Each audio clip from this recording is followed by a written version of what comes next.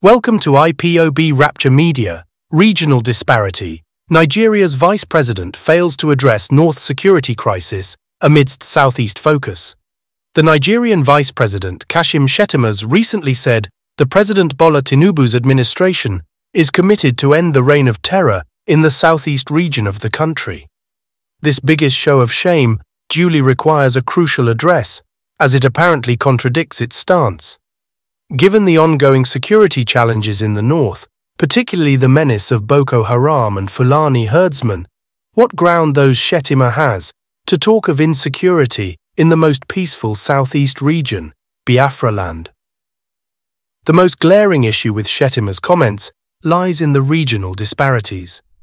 The north, where the vice president resides, faces severe security threats from terrorist groups like Boko Haram and armed Fulani herdsmen.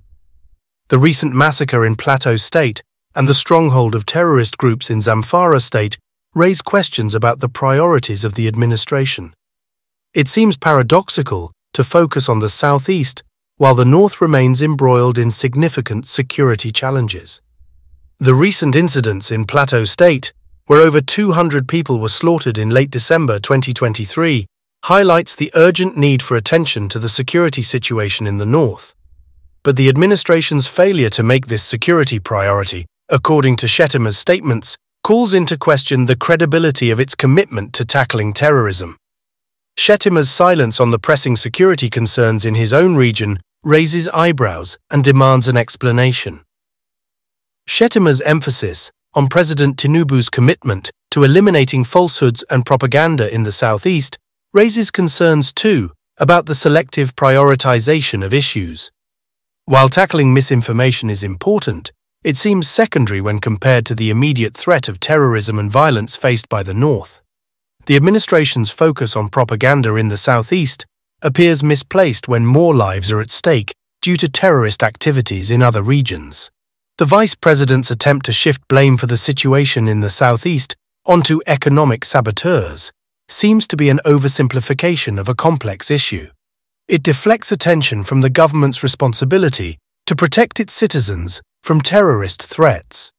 Holding non-state actors solely responsible for the economic devastation in the southeast neglects the broader socio-political context that contributes to regional tensions.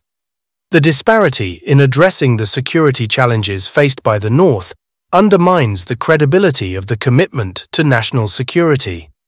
It is imperative for the government to adopt a more holistic approach, addressing the pressing issues in all regions to ensure the safety and well-being of all citizens. The focus on propaganda and economic sabotage in the southeast should not overshadow the urgent need to confront terrorism in the north.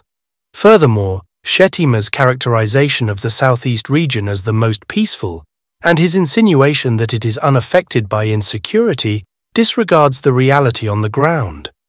While it may be true that the southeast does not face the same scale of terrorist attacks as the north, it still grapples with its own security challenges. Issues such as communal clashes, cult-related violence, and the activities of criminal groups like Simon Ekpa criminal gang cannot be ignored or downplayed. To dismiss the security concerns in the southeast as insignificant or unworthy of attention undermines the experiences of the people living in the region. It is essential for the government to acknowledge and address security threats in all parts of the country, regardless of their magnitude. The southeast, like any other region, deserves the protection and assurance of a government committed to the safety and well-being of its citizens. Shetamas' comments also raise questions about the underlying motivations behind the focus on the southeast. Some may argue that it is politically driven, aiming to shape public opinion and project a particular image of the administration's priorities.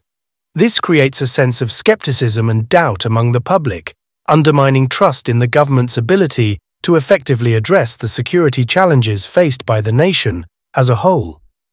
In conclusion, the vice president's recent statements concerning the southeast region highlight the need for a comprehensive and unbiased approach to national security. The government must prioritize addressing the pressing security threats faced by the north, such as Boko Haram and Fulani herdsmen, while also recognizing and addressing the security concerns in other regions, including the Southeast. By adopting a holistic approach, the administration can demonstrate its commitment to ensuring the safety and well-being of all Nigerians, irrespective of their regional location.